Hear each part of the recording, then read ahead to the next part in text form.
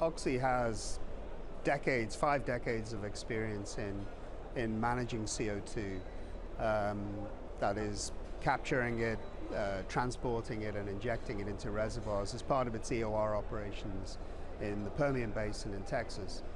So as we approach the energy transition, it made sense for us to capitalize on the experience, technical expertise that we have in handling CO2 and injecting it into reservoirs, understanding how CO2 behaves both in transportation systems and in underground reservoirs.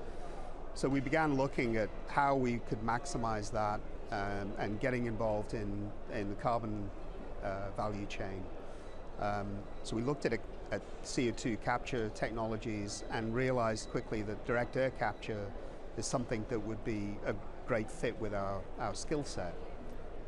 Looked at a number of technologies that were available at the time and decided to invest in carbon engineering technology as the one that we felt had the best chance of being scalable and capable of having the costs driven down over time with deployment of plants. So we're seeing a growing thirst, particularly from big tech companies, to reduce their carbon footprint, especially as they grow their energy-intensive data centers and AI applications. So how do you gauge that demand from that particular industry? And give us a flavor of your current client base and specific sectors that you're targeting. Well, our focus right now is very much on the hard-to-abate sectors are the target for removal credits. When we capture CO2 directly from the atmosphere and sequester it in underground saline aquifers, we're able to then offer that as a removal credit that can be applied to those emissions in hard-to-abate sectors. So aviation is a very significant sector for us. Tech companies and examples of tech companies that we have agreements with. Microsoft, we recently announced a purchase of 500,000 tons of credits. Amazon, 250,000 tons of credits. So they have, they have a demand for this that covers data centers and other parts of their emission footprint, and they're able to apply these removal credits to those. So Steve, tell us a bit more about both projects in Texas for the direct air capture. So you've got the STRATOS project, which is under construction, and then there's the DAC hub in South Texas. Give us a little bit of an overview of both projects, the type of technology being used there, at what stage are we at the construction phase, and what about the commissioning dates? Sure. So I'll start with the last part of that question. So the technology is a liquid-based direct air capture technology. So we move very large volumes of air through air contactors and contact the air with potassium hydroxide solution. So the potassium hydroxide is alkaline, and it reacts with the acidic CO2 in the atmosphere, and it forms a salt, potassium carbonate. So we take that solution and then we convert that into calcium carbonate by reacting with calcium hydroxide. And then we take the calcium carbonate and we put it into something called a calciner, where we elevate the temperature to 900 degrees Celsius, and the CO2 is released in a pure form from the calcium carbonate, which we're then able to capture, compress and sequester, or it can be taken away and utilized in products. So the great thing about this technology is it uses basic chemicals, potassium hydroxide, calcium hydroxide. There are no exotic materials involved in the plant. It's all familiar equipment available in industry with existing supply chains. So we're able to capitalize on that. It's a continuous process, and we're able to look at ways of optimizing that over time as we deploy the plants. So that's the technology. And then, so the projects, STRATOS is our first commercial scale plant. It's designed to be a 500,000 ton per year capture plant. We broke ground on that last year, and we are getting close to construction completion right now. and then we're aiming to start the commissioning process, and we're expecting to be commercially operational by the middle of next year. And then we have this hub in South Texas at King Ranch, and that's south of Corpus Christi, and that is it's under development. So we have a plan to be able to build up to 30 1-megaton DAC plants on that site, and sequester the CO2 that's captured into the saline aquifer underlying that King Ranch site. And it will also be able to offer sequestration as a service to point source emitters in the local area, in the Corpus Christi area. But DAC is usually associated with high prohibitive costs. What's the average cost per ton of carbon dioxide captured at 1.5? Well, I first want to just address the idea that this is prohibitively expensive. It's always instructive to look at this, ask the question, relative to what is it costly?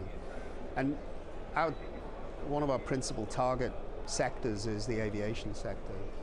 And part of the aviation roadmap to net zero 2050 is there's lots of things going on in aviation to do with efficient operations, small amount of hydrogen aircraft, and so on. But there's a lot of focus on sustainable aviation fuel, and that will be a big piece of the decarbonization pathway for aviation. But there is still a residual quantity of emissions associated with SAF, and then there will be residual emissions from that part of the fuel consumption that isn't SAF. So there'll be a need for removals to be alongside SAF in any case. And if you compare the cost of removal credits today, plus the cost of conventional jet fuel, it's very comparable to the typical cost for sustainable aviation fuel. Goldman Sachs Carbonomics report looks at this on a continuous basis and researches where the sort of price point is for sustainable aviation fuel. So we've got a really good handle on how we stack up against SAF. So it's important, from our perspective, we look at CDR credits alongside SAF. It's a complementary solution for aviation. And one of the big advantages that brings is that for the long-term growth of SAF capacity, a significant part of that is going to be e-fuels, which is the combination of atmospherically sourced CO2 and green hydrogen. And as you scale up the DAC industry, then you're scaling up the ability to have a feedstock of carbon dioxide to go into e-fuel production that has virtually no feedstock constraint. So putting a dollar figure per ton in STRATOS, how much would that be? Well, you know, we've if you look at our disclosures in the past, we've talked about in the ballpark of $500 a ton as a cost of capture. So, you know, our expectation is that as we deploy plants and as we innovate, we'll be able to bring that down. But that's a sort of ballpark figure for where we are at the moment in these first generation plants. So, Steve, the sequestration as a service that you provide will definitely require a network of pipelines to move the CO2 around. Of course, being close to big industrial emitters and potential sequestration sites is essential to making the business model more applicable. How are you going about the transportation of CO2? What sort of business model with pipeline operators maybe that you're looking for? Just backing up a little, one of the great things about direct air capture is it is essentially location agnostic. It doesn't matter where you take the CO2 out of the atmosphere, the impact on the climate is exactly the same. So that gives us the capability to locate our DAC plants as close as possible to the sequestration site. So we're not obliged to locate these plants close to emitters. There's no advantage in doing that. Sequestration as a service to point source emitters, of course, then you've got transportation distances to cover. So we will collaborate with other businesses to set up transportation infrastructure. But STRATOS, as an example, the sequestration site is very, very close to the boundary fence of the plant. Okay. And for pipeline operators, that will be a fee structure that could be the model? There are multiple potential models for how this would work on a transportation. So Steve, apart from the technological risk associated with the technology and bringing down the cost curve for DAC, your business model will require a very transparent and verifiable carbon credits market. But in the last couple of years, these markets have witnessed some greenwashing, some scams as well. So are there any promising signs that you see that the regulation of these markets are being enhanced? It is very important that the whole process is transparent and verifiable. And it is, again, it is one of the great strengths of this technology, of DAC technology specifically. The capture of the CO2 as it moves through that plant is highly measurable. We can track how much CO2 is coming in from the atmosphere, how much is moving through the plant, and how much is injected. And then we have robust monitoring and verification programs to ensure that the CO2 is staying in place in the aquifer. So we're very confident that you know, using the protocols that we've been working with, that we will be able to demonstrate. It's the most important thing for us is to be able to demonstrate to our buyers that we can show them that this has been captured and it has been sequestered, and it is highly measurable and verifiable. In my interview with Vicky a couple of years ago, she was talking about using sequestered carbon dioxide in enhanced oil recovery and probably making carbon neutral oil at Oxy. Is this something being discussed or considered at 1.5 with Oxy?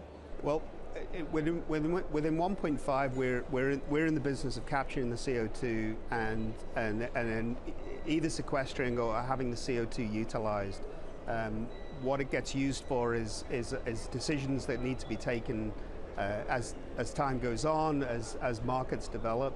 Right now, the demand that we have for this CO2 is for sequestered CO2 and the sale of removal credits. So that's where we're focused right at the moment.